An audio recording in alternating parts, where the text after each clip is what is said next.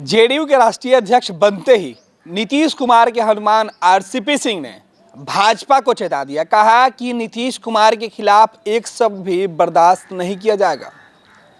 Janata Dal United के राष्ट्रीय परिषद में अपने संबोधन के दौरान जब मंच पर मुख्यमंत्री नीतीश कुमार और बिहार सहित देश भर से आए जेडीयू के राष्ट्रीय पदाधिकारी मौजूद थे, उस वक्त आरसीपी सिंह ने 2020 के चुनाव परिणाम के बाद उठे रहे सवालों पर नसीहत दे डाली।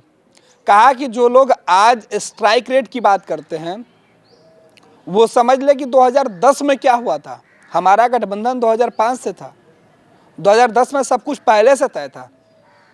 चुनाव परिणाम आने के पहले बीजेपी के नेता और टीवी के जो सर्वे थे वो क्या बता रहे थे, लेकिन जब रिजल्ट आया उसके बाद बीजेपी के वरिष्ठ नेता अरुण जेटली और बिहार में उप मुख्यमंत्री की कुर्सी पर काबिज सुशील कुमार मोदी पहुंचे थे मुलाकात करने के लिए। उस बीच जब स्ट्राइक रेट की बात होने लगी तो हमारे नेता ने क्या कुछ कहा।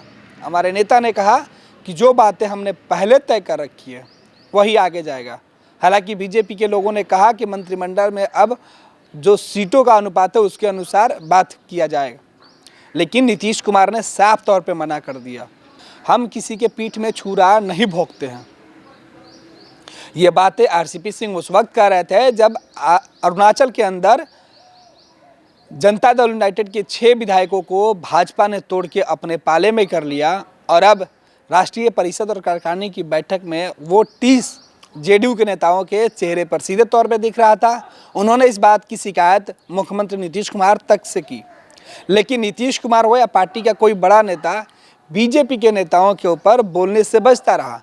लेकिन जब मंच घर का हो यानी जनता दल यूनाइटेड का जगह भी जनता दल यूनाइटेड के दफ्तर का हो तो फिर नेता चुप कहाँ बैठने वाले थे। आरसीपी सिंह चेता रहे थे। यह पहला मौका था जब विपक्ष की जगह जेडीयू के नेता भाजपा को निशाने पर ले रहे थे। जेडीयू नेता और राष्ट्रीय अध्यक्ष नीतीश कुमार के अलावा आरसीपी सिंह और पार्टी के सभी नेता इस बात को मान के बैठे थे पहले से कि अरुणाचल के मामले पर बीजेपी को लेके साफ संदेश देना होगा। लिहाजा उन्होंने अब आंखें तरेरनी शुरू कर दी है और शायद यही वजह है कि नीतीश कुमार ने उचित समय पर आरसीपी सिंह को राष्ट्रीय अध्यक्ष की कुर्सी थमा दी। हालांकि आरसीपी सिंह नीतीश कुमार के सबसे भरोसेमंद सिपाही हैं और उन्होंने राष्ट्रीय अध्यक्ष की कुर्सी पर काबिज होने से पहले मुख्यमंत्री नीतीश कुमार के साथ अपने पुराने रिश्ते कैसे वो नीतीश कुमार के साथ जुड़े, नीतीश कुमार ने क्या कुछ काम किए, तो तमाम बातों की चर्चा की। लेकिन जैसे उन्हें मौका मिला नीतीश कुमार की तारीफ के बाद वो सबसे ज़्यादा अग्रेसिव हुए तो भाजपा के ऊपर बोले, आज जिस चेहरे के ऊपर सवाल उठ रहे हैं वही हमारी पूंजी है। हम नीतीश कुमार के चेहरे और उनके ईमानदारी पर कोई शंका करे या बर्दाश्त ही नहीं कर सकते हैं, क्योंकि नीतीश कुमार की सबसे बड़ी पूंजी यही है। हम किसी के पीठ में ना छुरा घोंपेंगे और ना ही अब बर्दाश्त करेंगे। लेकिन पार्टी का विस्तार बिहार के अलावा अब पूरे देश में किया जाएगा और अरुणाचल की तरह दोबारा कोई इस प्रकार से अवसर नहीं आए, इस बात का भी ख्याल रखा जाएगा कि इस तरीके का कोई दूसरा अवसर नहीं प्राप्त हो सहयोगी दलों को। तो आरसीपी सिंह के जो तेवर हैं वो राष्ट्रीय अध्यक्ष बनते ही तल्ख हो गए हैं।